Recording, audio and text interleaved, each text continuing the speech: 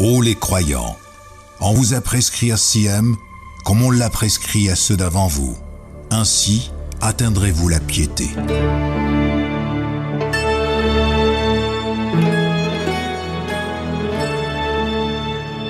Le Ramadan en question. Avec Khaled El-Joumaili et Dr Shawqi El-Azhar.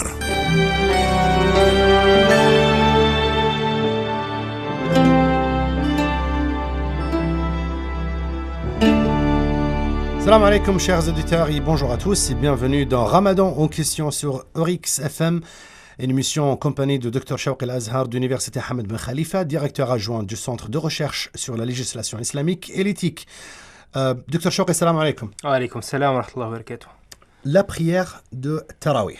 On entend parler beaucoup de cette prière pendant le mois de Ramadan. Les tarawih sont le pluriel du mot tarwiha en arabe et qui veut dire en vérité pause, une pause.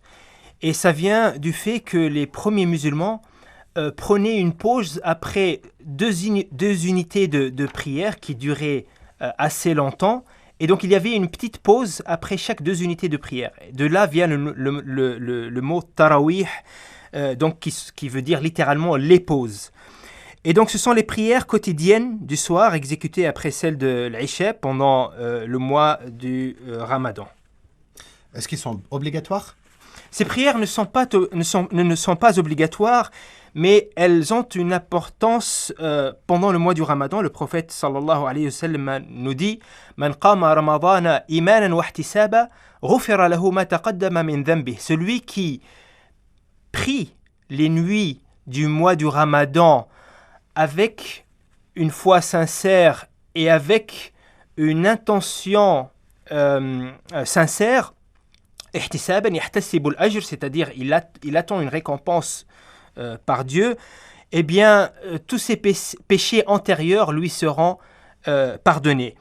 Et ici, cette prière, c'est une prière qui fait partie des prières de la nuit. Qiyamul Layl, c'est quelque chose de connu aussi en islam. Qiyamul Layl, la prière de la nuit, c'est d'ailleurs quelque chose qui a été obligatoire dans la première période de l'islam. Dans la période mécoise, il n'y avait pas les 5 prières quotidiennes, mais il y avait la prière de la nuit qui était obligatoire. Et Dieu dit dans ce sens-là, « Inna nashi'ata al-layli hiya ashaddu wat'an wa aqwamu qila » L'étendue de la nuit est plus intensive, pour revivifier le cœur, et plus propice pour la méditation. Donc, il y a quelque chose dans la nuit qui est à l'œuvre, qui ne l'est pas dans la journée, et qui favorise en vérité le retour vers soi, et surtout pendant le mois du Ramadan.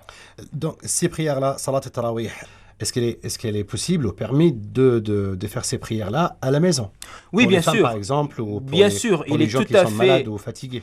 Il est tout à fait possible de faire cette prière à la maison, mais toutefois, la prière en commun à la mosquée, c'est quelque chose qui va encourager à prier. Parce que souvent, à la maison, on a tendance, on a vite fait de pencher vers le repos et de chercher à se reposer, etc. Et ici, on sera encouragé par les gens qui seront présents à la mosquée. Est-ce qu'il y a un nombre précis pour ces rak'at ou cette prière ?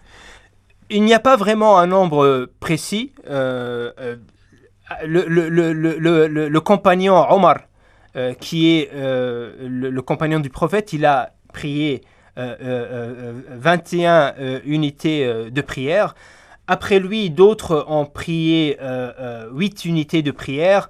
Donc, il n'y a pas de nombre en vérité déterminé pour cela. Donc, l'objectif, c'est vraiment de se tourner vers Dieu. Et l'objectif, encore une fois, c'est la piété. On passe aux questions, Dr Shawqi. Quel est le statut de la personne âgée qui n'est plus en mesure de jeûner ? Eh bien, la personne âgée qui n'est plus en mesure de jeûner, ou bien même la personne qui a une maladie chronique, sont exemptées du jeûne. Et elles sont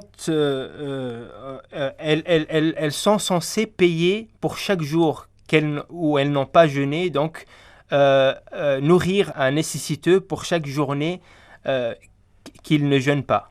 Il y a des gens qui cherchent ces gens-là pour qu'ils puissent donner ce repas ou à nourrir, mais ils ne trouvent pas ces gens-là, donc ils vont vers Qatar al-Khairiyya, Qatar Charity ou d'autres. Oui, cela est tout à fait possible. Donc on peut donner cet argent-là à des associations caritatives pour qu'elles le distribuent effectivement aux nécessiteux. Mais est-ce qu'il y a une valeur précise pour cette somme? Cela dépendra du urf, c'est-à-dire cela dépendra de ce qui est coutumier. Donc c'est la dorée la plus répandue dans le pays, ou bien en vérité c'est le repas, c'est le prix d'un repas, et le prix d'un repas dépendra d'un endroit à un autre. Donc c'est un repas, disons, un repas moyen.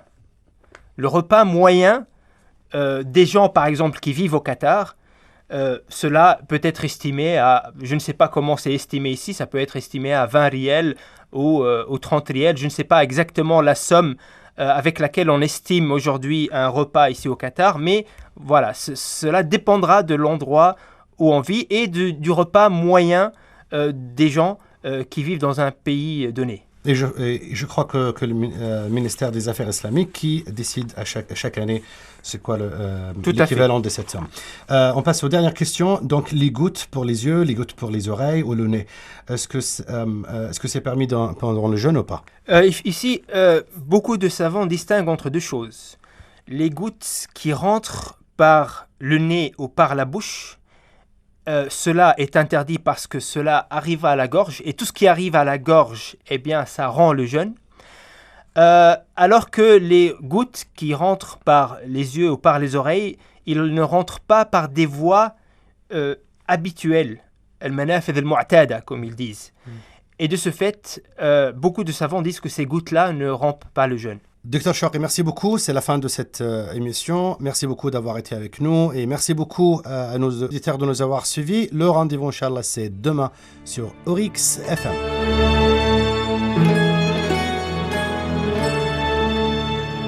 Le Ramadan en question. Avec Khaled El Joumaili et Dr Chouairi El Azhar.